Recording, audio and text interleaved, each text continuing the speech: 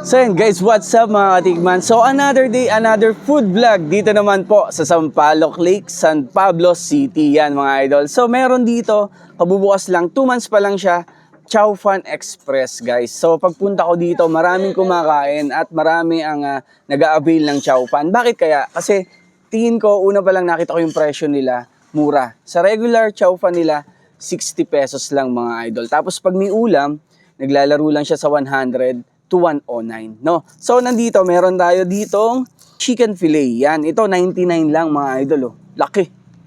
Oh. Wow. Wow, laki. So, 99 lang to, mga idol, ha? Tapos, ang dami ng kanin, no? Diba? So, tingnan na muna natin tong chicken. Tawa ko pa lang, malutong na siya. Yun. Guys, malasa yung chicken nila. At alam nyo yung nakamarinate to, diba? Yung kanin nila, yan, pag makikita nyo, ang daming sahog. Ayan, ang daming kasama. May mga gulay-gulay, carrots. Ayan. Perfect bite. Alam mo yung fried rice o chow fan na sa wok talaga niluto. Di ba? Sarap. Nice to, ha? So, meron dito silang mga sauce, may mga teriyaki, pero parang dun sa lasa ng chicken nila, parang di na kailangan. So, punta tayo sa kanilang liempo. Ito yung kanina ko rin maraming bumibili. Yan o, malaki din siya. Sige, tikman natin yung may hot sauce. Ayan.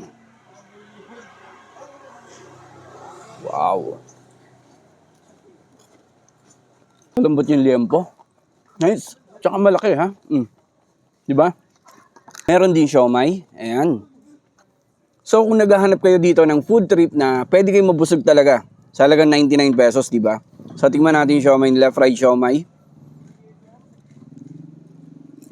Lasang Chowking di ba? Parang chow pa na siomay na Chowking. Tapos ito yung kanilang Hungarian na sobra-sobra na sa lalagyan, di ba? 109 lang yan, di ba? Tapos ang dami na rin ng kanin. Tingnan natin, ang ganda ng Hungarian. Wow! Ang sarap, ng lambot. Tapos chow fan ulit. Grabe. Para mauubos mo talaga yung isa nito. So, affordable yung Chow Fan Express dito sa Sampaloc Lake. Guys, yung location niya dito, after lang ng Aling Miding, makikita niyo naman yung malaki nilang truck, na food truck. Guys, sarap. Sarap yung yung Chow Fan Express. So, worth to try. Tikman niyo na rin to dito sa Sampaloc Lake pag napupunta kayo. Kapag gutom kayo, ito yung marirekomenda ko, no? So, thank you! So, yun guys. Ang sarap pala ng teriyaki sauce nila. Tapos, yung mismong chow fan, busog na ako, hindi ko pa maubas. So, marami yung chow fan nila ha. Yan.